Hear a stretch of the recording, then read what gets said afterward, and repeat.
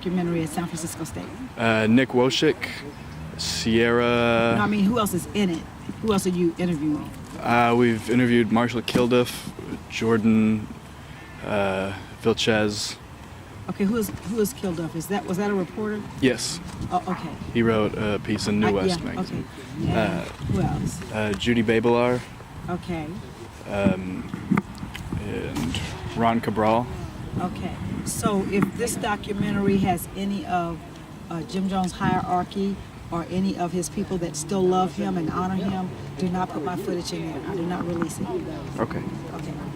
So what is your questions? One moment. So first, can you just say your name? My name is Jynona Wynona Norwood, Pastor Wynona Norwood. And what's your connection to the People's Temple? And I fought.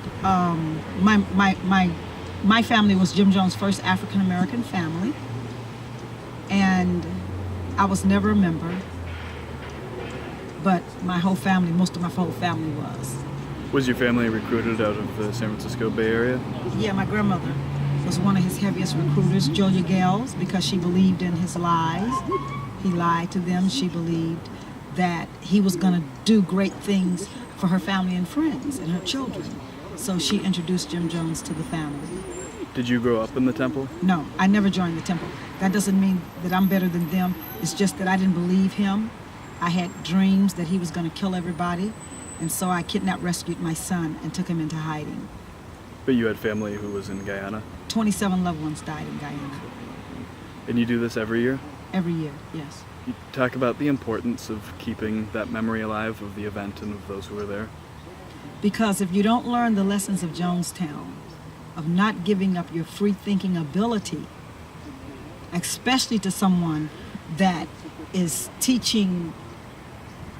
He began teaching like most churches do, and then he switched and started teaching contrary to the Bible and contrary to unity in the family.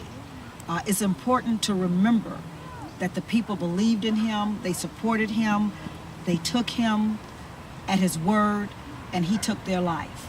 He took the most precious thing that they had, which was their children. And if you don't remember that this can happen again, that Jonestown is something that never needs to happen again, then we are condemned to repeat it. That's George Santayana's words, not Jim Jones' words. It's very important to remember that the children were innocent. They were there because they wanted to be with their family and their loved ones. They were innocent. They thought that Jonestown was a place of fun, happiness, and food, and it was not. He deceived them. So it's very important to remember that. At what point did you realize that it was not a good place? Early on. Early on. I went to the temple wanting to join because most of my family was members. And I began to have horrific nightmares, which were really a message from God, that he was going to... I kept seeing my family dead in the jungle, so so that's when I began to warn people. He told everyone that I was not telling the truth. What do you think is the best way to keep alive the memory and honor the memory of those who were there? To first of all, honor them without his name. He is not a victim. The shooters are not victims. Take him off that plaque. We had a memorial for the victims, the children that would go on this mass grave, and that concept, the coalition's support and everything we were doing was hijacked. They need to be remembered with dignity on their final resting place without Jones' name on it. Do you think that the shooters, like perhaps Larry Layton, is not in any way a victim? Oh, his name shouldn't be on there. You know, we He's still forgive alive. them. We forgive them. Oh, okay, I thought you said, say that again? Larry Layton, he was a shooter. Yeah, but some of his family's on there, and there were shooters. The hierarchy were shooters. They should not be on there. Do you have another battery? No. Okay, this is already died. Okay. Right, this should be fine. Okay. Do you see anything today that reminds you of Jim Jones, or anything leading up to what You mean made in the people? news today? Yes. Well, I don't want to discuss that.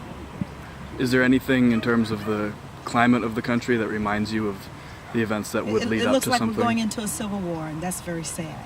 The country is just so divided. You Is know, it- like Mr. Wright said, it's just so divided. We do not.